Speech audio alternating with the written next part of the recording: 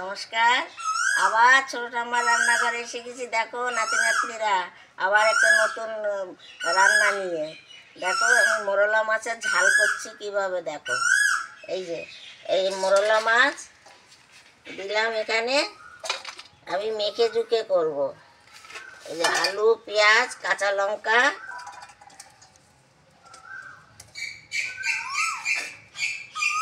ধনে পাতা, নুন, হলুদ, একটু কাশ্মীরি লঙ্কার গুঁড়ো রঙের জন্যে, আর একটু কাঁচা তেল, এই দিয়ে আমি এই মেখে চুকে এই মোরলা মাছটা করব।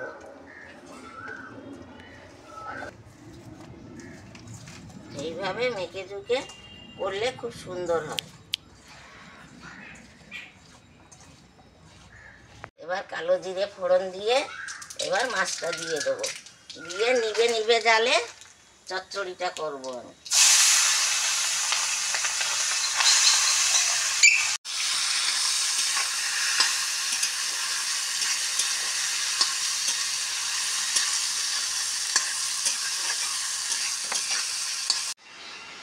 এবার দেখি কেমন হলো, ঢাকাটা তুলে।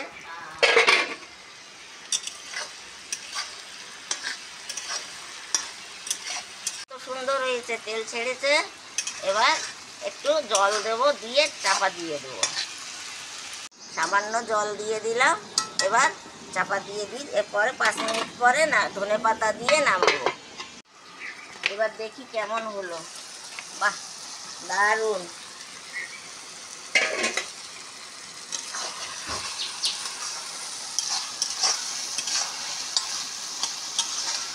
এবার এই ধনে পাতাটা দিয়ে আমি নামিয়ে দেব।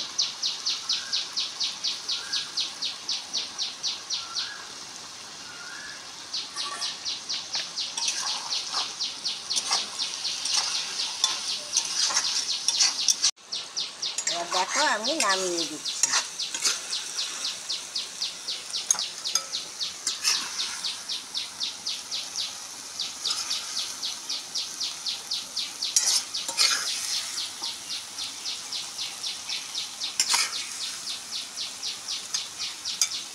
দেখো কেমন হলো তোমরা।